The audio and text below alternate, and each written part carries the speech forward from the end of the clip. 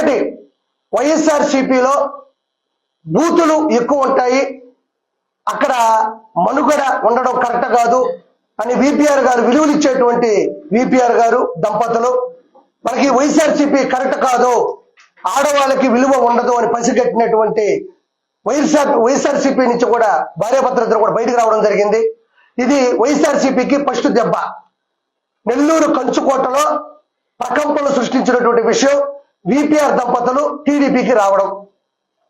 రెండోది, ఎప్పుడైనా చంద్రబాబు నాయుడు గారు పార్టీలోకి ఆహ్వానించేటప్పుడు విజయవాడకు కానీ హైదరాబాద్కి కానీ పిలిపించుకొని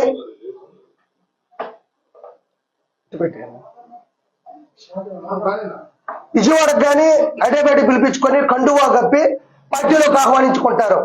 కానీ చంద్రబాబు నాయుడు గారు స్వయంగా నేరుగా నెల్లూరుకు వచ్చి కండువా కప్పి దంపతుల్ని పార్టీలోకి ఆహ్వానించారంటే అది విపిఆర్ దంపతులు చరిత్ర సృష్టించినట్టే.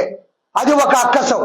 రెండోది, ఇద్దరు నిలబడిన తర్వాత పాత నెల్లూరు జిల్లా అయినా కొత్త నెల్లూరు జిల్లా అయినా అందరూ కూడా విపిఆర్ లాంటి గొప్ప వ్యక్తి, ఫౌండేషన్ పెట్టినటువంటి విపిఆర్ గారు లాంటి వాళ్ళు కూడా ఎందుకు టీడీపీలోకి వచ్చారని ఒక్కొక్కరు మెల్లగా అర్థం చేసుకుని చేరికలు జరగడం కూడా, చీలికలు అవ్వడం కూడా జరిగింది. తర్వాత ఇద్దరు నిలబడిన తర్వాత కోవూరులో 54,583 ఓట్ల మెజారిటీతో ప్రశాంతి రెడ్డి గారు అద్భుతమైన విజయాన్ని కైవసం చేసుకుంటే 2,45,902 ఓట్లతో ఎంపీ విపిఆర్ గారు గెలవడం జరిగింది. ఇది ఒక దెబ్బ.